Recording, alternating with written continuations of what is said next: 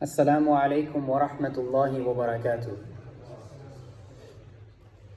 Bismillahir Rahmanir Rahim. Alhamdulillahi Rabbil Alameen. Wassalatu wassalamu ala rasulihil anbiya'i wal mursaleen.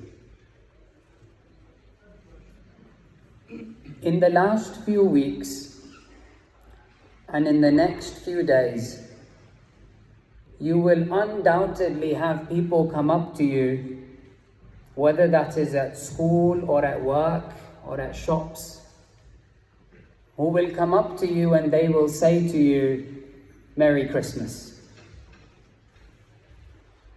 And most of it will probably be today, as today is the last working day before Christmas. And when someone comes to you and says, Merry Christmas, you will do one of the following few things. You will either say to them, you will say, and Merry Christmas to you too. And in your head you will think, well, I don't celebrate Christmas, and Christmas in of itself is not a Christian holiday anymore. It's more a commercial holiday season. And they've wished me something, and therefore I want to wish something back to them. And you will say to them, Merry Christmas. Or you will say, thank you, have a good holiday. And in your head you will think, well, I don't celebrate Christmas. And I don't want to wish to someone else something that I don't celebrate and something that I disagree with. But they have wished me something well, and therefore I want to wish them something well as well.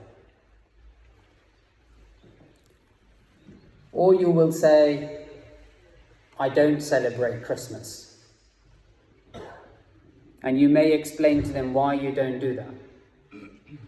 And in your head you will think, well, this is an opportunity for me to tell them why I don't celebrate Christmas and all the issues that I think are related to Christmas. My brothers and sisters, in my khutbah today, I am not going to tell you what you should do. I'm not going to talk about whether you should or shouldn't celebrate Christmas. And I'm not going to talk about whether you can or can't wish them when they wish you. But I'm going to talk about something that I feel when this happens to me.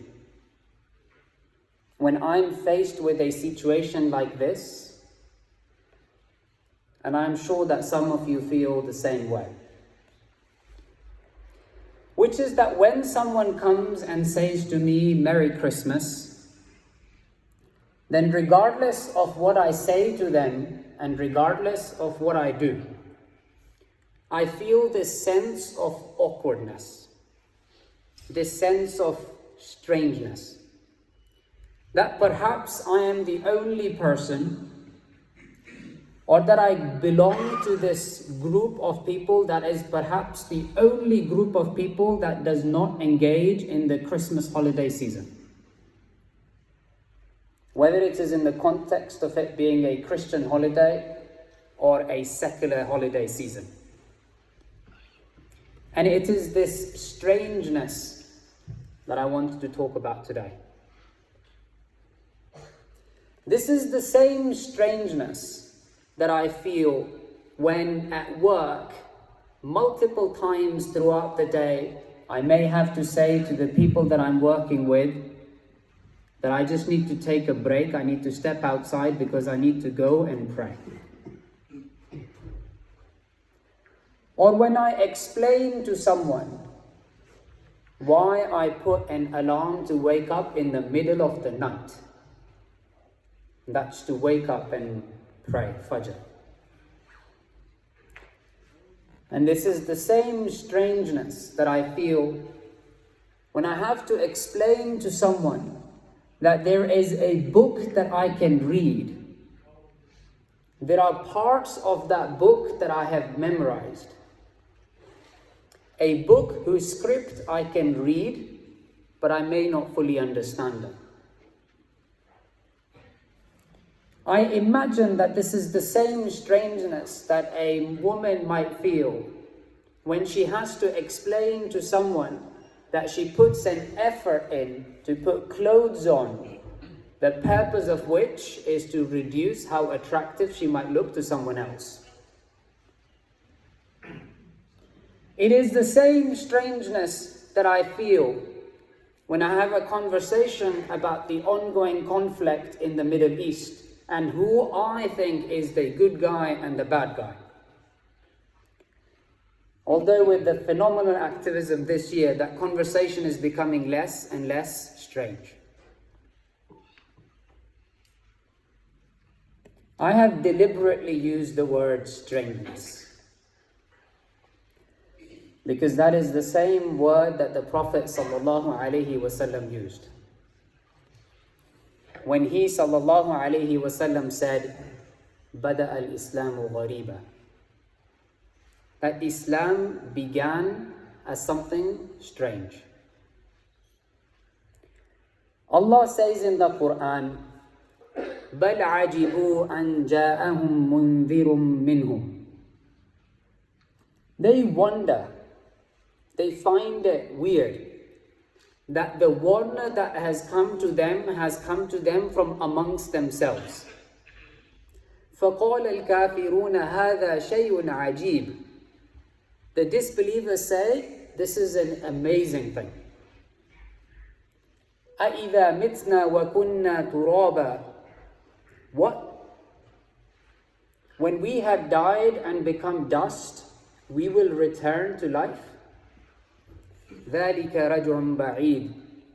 That is an incredibly far-fetched idea.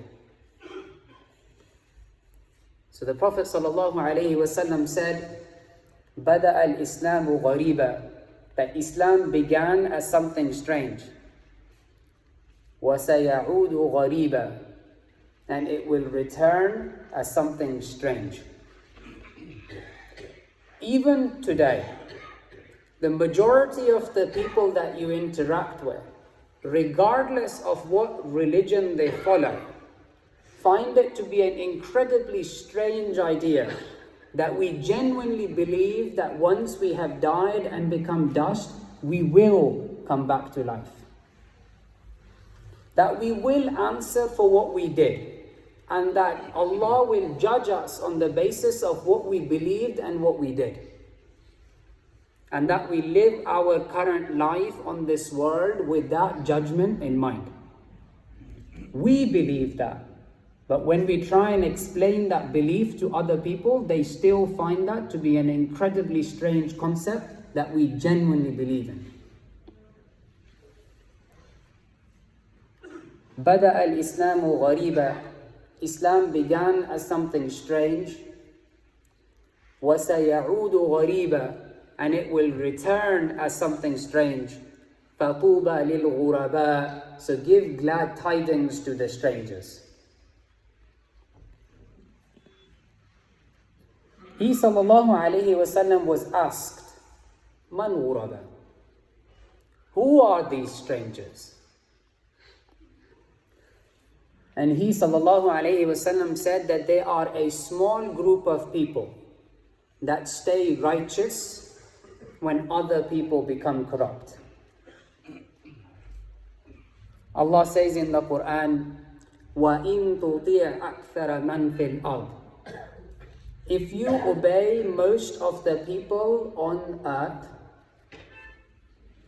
if you do what most of the people on this earth are doing, يُضِلُّكَ عَنْ سَبِيلِ اللَّهِ, they will take you away from the way that takes you to Allah subhanahu wa ta'ala.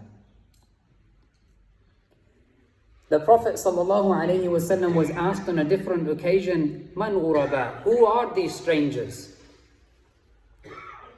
And he ﷺ said that they are a righteous people amongst many other non-righteous people.